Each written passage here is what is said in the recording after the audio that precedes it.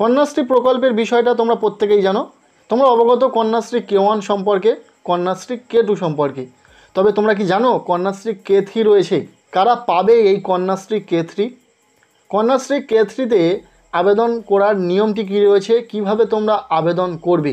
কন্যাশ্রী K3-তে আবেদন করতে হলে কি কি ডকুমেন্টস লাগবে?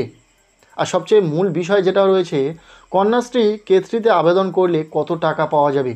প্রথমেই আমি বলে দিই কন্যাশ্রী K3-তে আবেদন করলে তোমরা কত টাকা পাবে। তোমরা কন্যাশ্রী K3-তে আবেদন করলে কেউ পাবে 24,000 টাকা, আবার কেউ পাবে 30,000 টাকা। হ্যাঁ, একদম ঠিকই বলছি।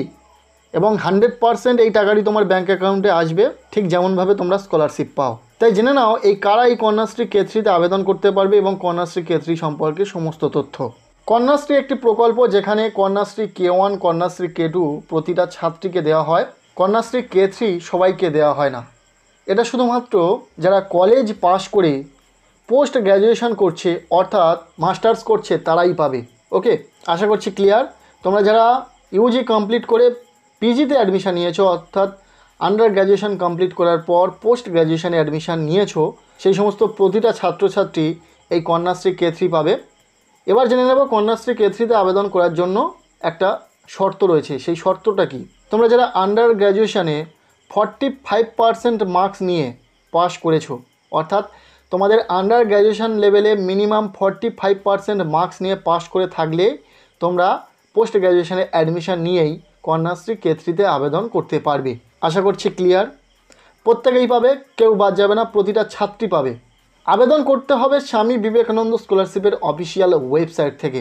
তাহলে তোমাদের অনেকেই প্রশ্ন থাকবে, আমরা স্বামী বিবেকানন্দ স্কলারশিপে তো আবেদন করতে পারি, তাহলে কেন এই কন্যাশ্রী K3-তে আবেদন করব? দেখো, এই বিষয়টা ক্লিয়ার করি। স্বামী বিবেকানন্দ স্কলারশিপে আবেদন করার জন্য পোস্ট গ্র্যাজুয়েশন লেভেলে তাদেরকে আন্ডার গ্র্যাজুয়েশন লেভেলে অর্থাৎ ইউজিতে মিনিমাম 53% নাম্বার থাকতে হবে। মিনিমাম 53% নাম্বার বা তারও বেশি নাম্বার থাকলে তবেই স্বামী বিবেকানন্দ স্কলারশিপ পাওয়া যায়। তবে যে সমস্ত মেয়েরা পাবে না, এই 53% নাম্বার নিয়ে আন্ডার গ্র্যাজুয়েশন কমপ্লিট করতে পারেনি, নাম্বার কম এসেছে কিন্তু মিনিমাম 45% নম্বর রয়েছে, তাদের জন্য এটা একটা বিরাট বড় সুযোগ। স্বামী বিবেকানন্দ স্কলারশিপের মতোই, তবে কন্যাশ্রী K3 নামে স্কলারশিপের আবেদন করতে হবে এবং তারা স্বামী বিবেকানন্দ স্কলারশিপে যে পরিমাণের টাকা পোস্ট গ্র্যাজুয়েশন কোর্সের জন্য বরাদ্দ রয়েছে সেই পরিমাণের টাকাই পাবে।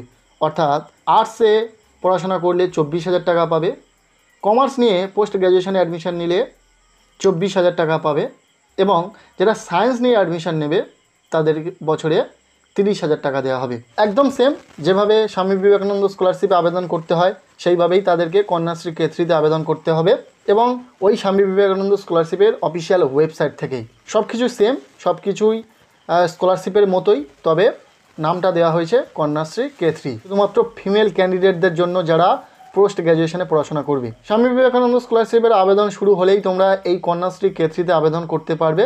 স্বামী বিবেকানন্দ স্কলারশিপে যেভাবে আবেদন করতে হয় ঠিক সেইভাবেই তোমাদেরকে কন্যাশ্রী K3-তে আবেদন করতে হবে, শুধু স্কিমের নামটা কন্যাশ্রী K3 হবে।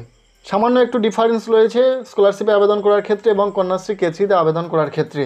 কি ডিফারেন্স বা কীভাবে তোমরা কন্যাশ্রী K3-তে আবেদন করবে সেই নিয়ে ভিডিও আমরা দেব, স্টেপ বাই স্টেপ আবেদন পদ্ধতিটা শেয়ার করে দেব। এবার দেখে নেওয়া যাক যে কি কি ডকুমেন্টস লাগবে এই কন্যাশ্রী K3-তে আবেদন করতে। প্রথমত বলেই স্বামী বিবেকানন্দ স্কলারশিপে আবেদন করতে যে যে ডকুমেন্টসের প্রয়োজন হতো ঠিক সেই ডকুমেন্টস লাগবে। তবুও আরেকবার বলে দিই তোমাদেরকে, মাধ্যমিক বা তার সমতুল্য পরীক্ষার মার্কশিট লাগবে এবং লাস্ট উত্তীর্ণ পরীক্ষার মার্কশিট লাগবে, যেটা তোমরা ইউজি কমপ্লিট করে থাকলে ইউজির মার্কশিট লাগবে।